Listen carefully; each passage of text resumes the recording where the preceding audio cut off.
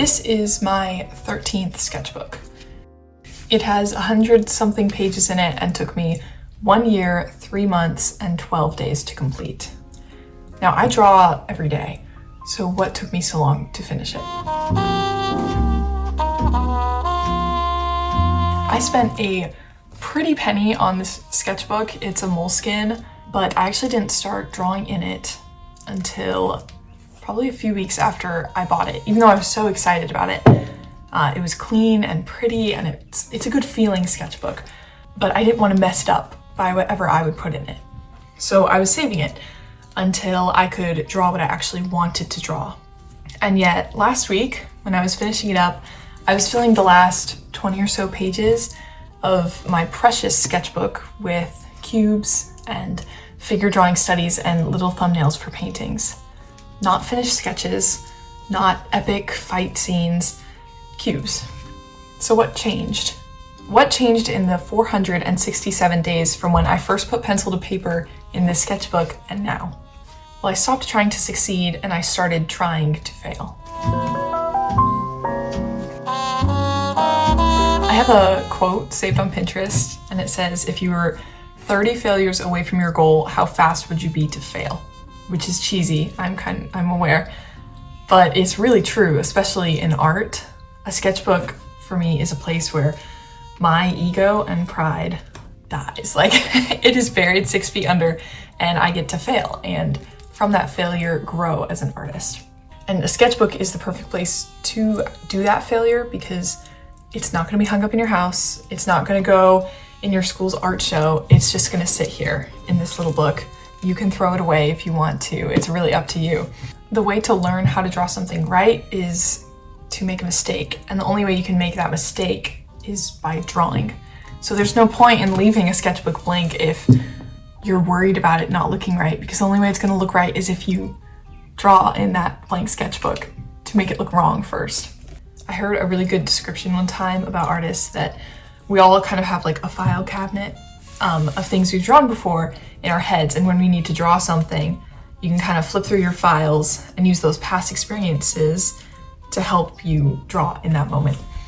No matter how good or bad the drawing was, bad experience is still experience. And sometimes knowing how not to draw something is just as valuable, if not more valuable, than knowing how to draw something. And I think that file cabinet analogy can also really apply to drawing things badly as well. Yes, you have the file of, say, I don't know, a tiger.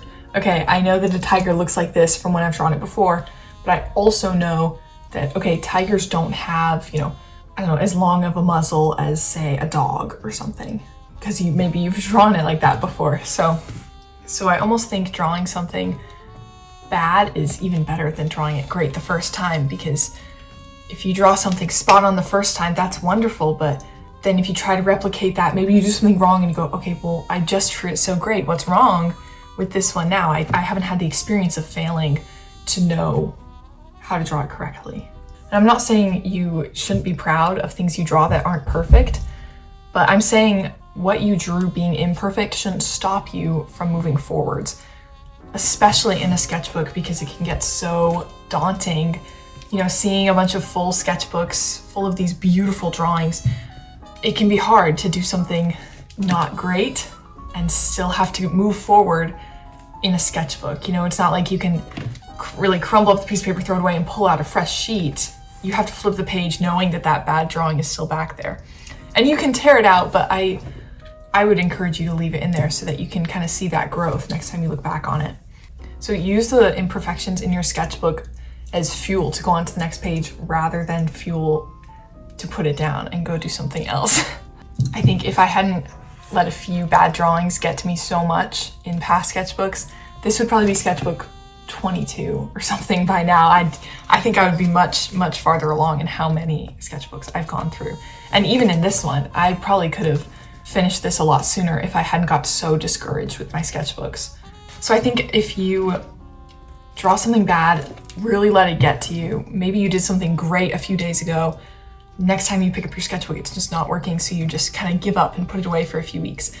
That's in the end going to hinder your progress a lot more than drawing 5 bad things in a row, because then you've learned from those 5 things. You haven't learned anything by putting your sketchbook in the corner and not drawing for a week. So to wrap up, use your sketchbook. No matter how pretty it is, no matter how expensive it is, how good or how bad your last drawing was, use it. You can trash it or burn it later if you want, but the knowledge you gained from those drawings will stick with you.